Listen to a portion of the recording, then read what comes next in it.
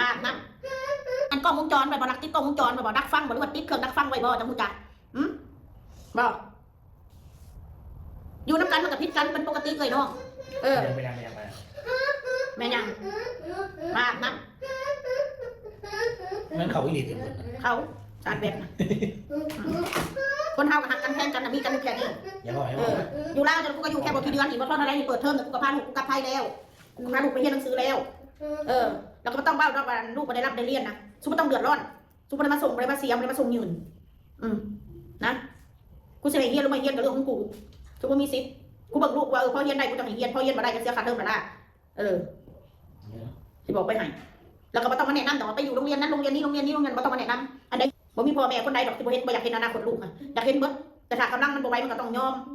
คือกูมือในกำลังมันบ่ไหวเขาก็ต้องยอมเขาก็ต้องเข้าใจอันพวกที่ด่ากูอีขี้ทุกกับแม่นความสูงอะไรกูถูกกะลีกูยอมรับกูบ่มีดอกกูถูกกะลีกูหาได้ซ้ำหามาได้กินซ้ำกูหาได้กูมือนี่ถ้าสิไปเฮ็ดคือเมื่อเก่ากูมีปัญญากูมีเงินซื้อกินปานนั้นอีขี้ทุกกับกูก็สาธุสาธุกูขอให้มึงอย่าให้มึงถูกเด้อถ้ามึงถูกแล้วมึงสิรู้สึกว่าเวลาความจนมันเป็นอะไรสาธุมึงอย่าได้ถูกเด้ออีกว่าจะกูคอยมึงหักมึงมีให้มึงร่ำมึงรวยมึงมีกินตลอดชาติจนพอมึงตายเด้อสาธุถ้ามึงถูกมึงจนมากเดี๋ยวมึงนึกถึงคำที่มึงบอกสกูมันจะย้อนตัวมึงเองไม่นั่งดอกสาธุอย่ามาวนวายกับอย่ามาวนเวียนกับชีวิตขี้ทุกข์กับกูเลยอย่ามาลดโตกับกูเลยกูมันคนขี้ทุกข์คนบดีนะใช่นะกูเป็นรถใหญ่นะถ้าแต่กูข้านไปสบบอกกูไปเฮือนน้องต้องข้านไปบอกต้องเวลาน้องเดินผ่านกูก็ต้องก้มไปบอกหัวมันเดินผ่านกูต้องก้มไปบอกจะให้เฮ็ดแบบนั้นสบทำเหมือนบ้านตัวเองว่าเอาเขาเฮ็ดนะก็เลยน้องเขาให้อิสระแก่กันคะแนนมันอยากเฮ็ดความเดือดร้อนให้เขาก็จบคนเฮาเพราะว่าอ้นน้อยอ้นใหญ่เขาโอเคนิสัยเขาโอเคอยู่ที่เป็นพี่สาวอาศัยกันแล้วเลยน้องกันเวลาคนนี้คนจะอาศัยกันแล้วกันที่ว่าถ้ามันทวงบุญคุณนะบอกมันไปเลยนะว่ากินขี้ออกแล้วเดี๋ยวกูสิให้มันตอบมึงอยู่ขี้สปากมึงกินเลยขี้สปากอีกูมันเว้านะถ้าวุ่นเว้าขึ้นเลยน้องทวงบุญคุณกันเนี่ยจักกูได้บุญคุณกูได้ไหนกูกับบ่ฮู้จักคือกันเลยเห็ด YouTube แต่กินยาวจะเท่ากูมือนี่กันกูก็ไม่ได้บอกคุ้นกูว่าเปรียบเทียบว่าได้มีอาชีพ YouTube ทำจนถึงปัจจุบันนี้กับบ่แม่นเอื้อยของมันอ้ายบ่เพราะว่าช่องได้ก็ตามเอื้อยอ้ายพาเฮ็ดมันบ่ได้เป็นการทวงบุญคุณยกตัวอย่างมันแค่ยกตัวอย่างมันบ่แม่นว่ากูพามึงเฮ็ดได้ซะ YouTube แค่นั้นเองกูบ่ได้เรียกร้องหยังกูไม่ได้ไปต้องการมึงมีเงินหลายปานใดนั่นอันนี้กูฮู้รายรับรายจ่ายเขากูฮู้สู้น่ะมันคนนอกสู้บ่ฮู้ดอกกูฮู้รายรับรายจ่ายอ้นน้อยอ้นใหญ่กูฮู้เขาก็ไม่ได้แตกต่างกันกับกูเพียงแต่ว่าเขามีเงินมีซานเขามีหมองอยู่อาศัยกูกับมีคือกันกูก็เศร้าไว้อยู่กูก็บ่แม่นว่ามีหมองหัวนอนปลายตีนเลยมองอยู่มองเศร้ากูก็เศร้าจบเจือไว้อยู่นะสิบอกไปให้ว่าเพื่อนเอ้ยน้องกันน่ะมันสิว่าทวงบุญคุณกันว่าเพื่อนพี่กับน้องคือกันพวกกับเมียพิษกันกับขึ้นดีกันเห็นว่านางอ้นกับเฒ่าหน้าเขาบ้ากันเขาก็ขึ้นเอากั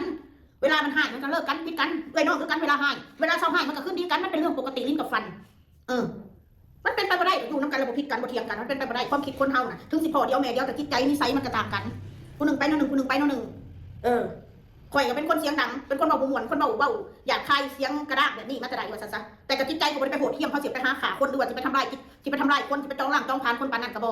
เวลาเครียดอยู่เวลาดีก็ดีไปซะลืมไปซะสิดีหรือสิสัวกับน้องเจ้าของข่อยกับสิดีหรือสิสัวกับเอื้อยเขาปัจจุบันได้ซะคืออ้นน้อยแล้วอ้นเอ้ยรถขี่ของเฮาต้องมาเว้าด้วยว่าท่วงคุณเรื่องกินข้าวกินน้ำนี่คือกั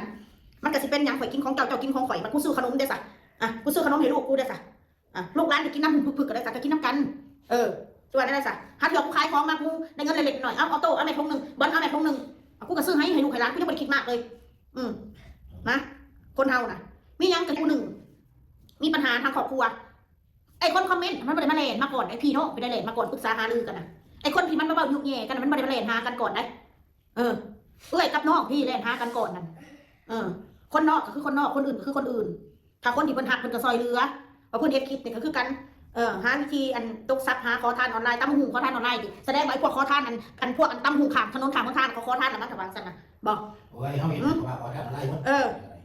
กูซื้อมาหุงมาตำกูซื้อกุ้งซื้อปลาหมึกมากูซื้อได้เงินมื้อละ1,600ตะกี้คือว่าเขาไปเห็นอย่างกับว่าวันนี้มันเท่าเทียนเราก็จะบอกนั่นแหละขอทานวิธีตกซับแบบรุ่นใหม่ครอบครัวขอทานเมืองเซโน